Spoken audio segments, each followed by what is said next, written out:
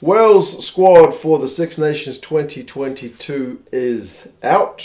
There's a few new faces, 36-man squad. Injury list is rather lengthy, but we'll go through the squad and see, as I said, who's come in, who's missed out on selection, and who is making up that injury list. Some guys are possibly going to come back towards the latter stage of the tournament, but we'll kind of have to wait and see how things play out. It's been a busy time. The Six Nations squads are kind of coming out thick and fast, so it's an exciting time when the Six Nations is only a few weeks away. In terms of the squad itself, hookers, you've got Elias, Lake, and Roberts, so kind of lacking in experience here when your most experienced guy is Ryan Elias with 23 caps. He is 27 years old, but he's the most capped at the three by a mile because Bradley Roberts got one cap towards the end of a game at the end of November, and Dewey Lake has just been called in. He's a 22-year-old. He's uncapped. The Ospreys, man, I don't know that I've seen him play that much. Apparently he captained the Ospreys, the Welsh under-20s, so he's kind of a good prospect for Welsh rugby. So I'm keen to see how he goes. I have been following the URC a bit, but I can't say that I can recall seeing him play. I probably have, but that's just an interesting one in terms of depth being built to hooker, because goodness gracious me, how many guys did we see used last year? Well, with the Welsh kind of injury crisis, it's Wayne Pivac pretty much said it himself. It's just that when one door closes, an opportunity opens for somebody else, right? So that's what this is. Props, you got Brown, Carey, Francis, Jones, Thomas, and Lewis. I think that's for the most part to be expected. All these guys are in their 20s, so it's kind of a relatively young set of props, which does mean obviously there's more potential, but it also means that maybe you're going to come up against some guys who are slightly more experienced and able to kind of get the better of you in those kind of dark arts. I mean, Wyn Jones is 29, so he's knocking on the door of 30. And, to be fair, in the Six Nations last year, he was in cracking form. Injuries kind of set him back a little bit throughout the rest of the year, but, happy enough for Wyn Jones. And Thomas Francis, also 29, he's got 60 caps, so he's probably coming into the peak of his powers as well. So, it's an area where they haven't been dominating teams, at least in the last kind of year, but they've not been getting bossed around too much. So I will be interested to see how the Welsh scrum kind of goes. Like, you feel like they could use just someone who's just going to win them scrum penalties all day long, but I'm not sure that's there at the moment, but anyway, we'll kind of see how things go. Locks, you've got Adam Baird, Ben Carter, Will Rowland, and then you've got a couple of guys in Seb Davis and Christ Chiunza who are those kind of lock loose forward players, the hybrids who can kind of fill either way. Will Rowlands is the oldest at 30, but Adam Baird, I think, as vice captain as well, is essentially your senior guy there, I would say, based on experience. He's got the most caps of the three with, how many has he got? 29. So, there's a bit of pressure on him, but I rate him as a player. And I've seen in the media in at least the last month or so, he's finally starting to get some of the love that he deserves because, the man's a big unit. He's good at ball disruption. He can take line-out ball. He gets kind of into some of the ruck and dirty stuff, which maybe doesn't get all that kind of flashy notice, but I'll back him to do a really good job, whoever partners him, and Ben Carter's a pretty exciting prospect as well. Pure back rowers, Basham, Jenkins, Jack Morgan's one of the newcomers, Ross Moriarty, James Raddy, Aaron Wainwright. You got two new caps there in Jack Morgan and James Raddy. Jack Morgan's been in cracking form as well for his club, so that's a good bit of reward for some good form. But as always with Wales, you guys are just loaded with back rowers. So I don't know, man. You guys just seem to breed them. So pleased for him for sure. But as I said, there's a few guys who are out.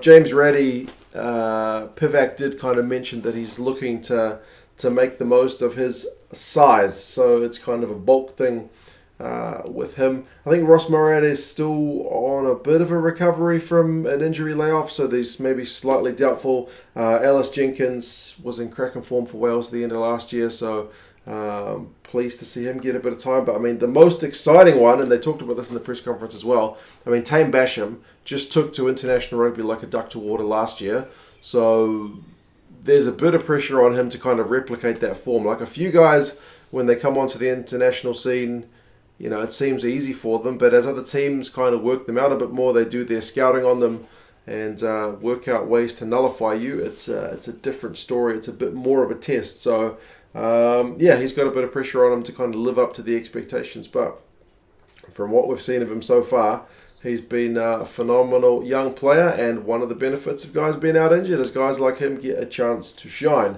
Into the backs, you got Gareth Davis, Kieran Hardy, and Thomas Williams as your halfbacks. So I don't think there's any kind of real surprises there.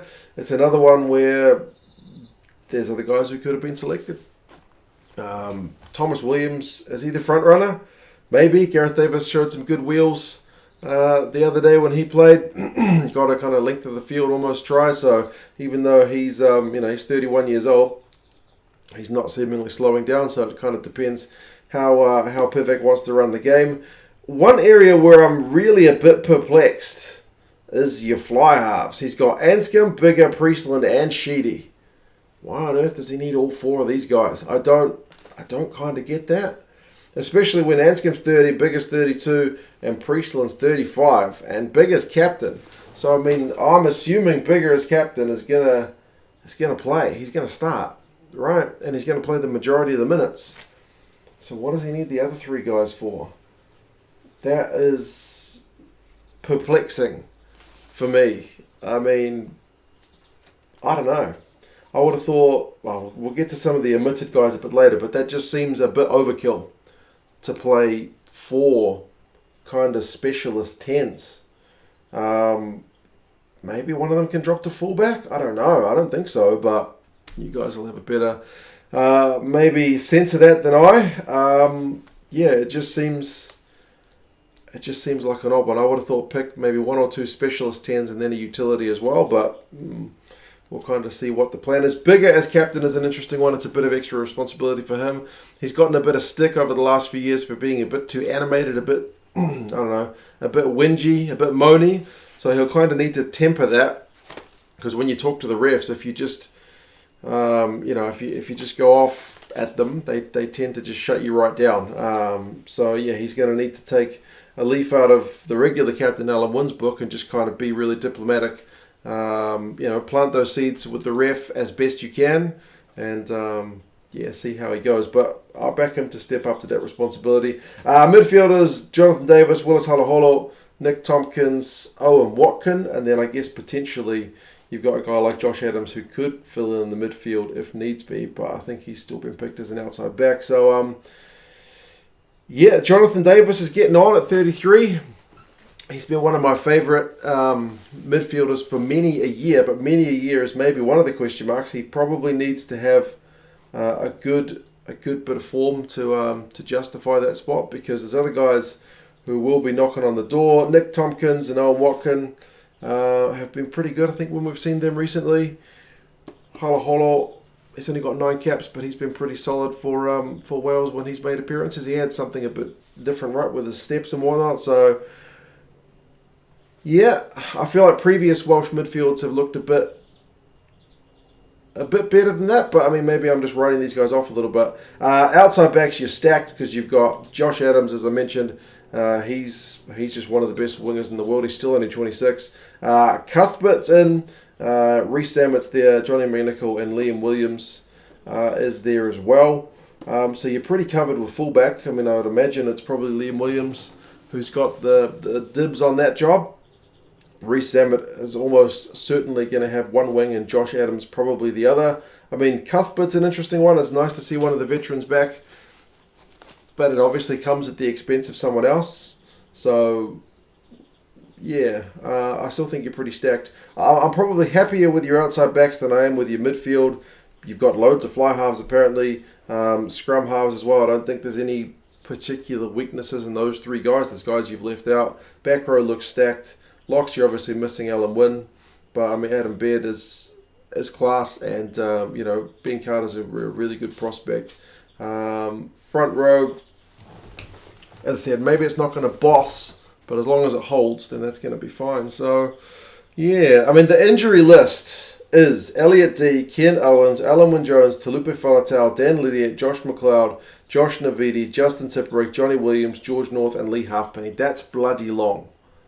That's almost incredible, like how many guys are unavailable. But apparently George North, Talupe Faletau, and Dan Lydiate, with possibly James Botham as well, are not 100% ruled out. Like Tipuric, they ruled him out completely. His recovery has apparently been slower than expected.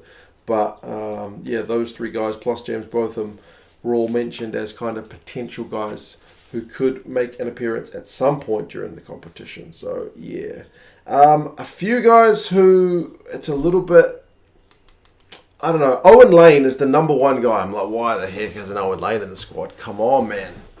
Owen Lane, big unit of a man. Quick, young. I wish he was in the squad. I mean, how do you fit him in when you've got Adams and Reece Amick there as your starters? I'm not really sure.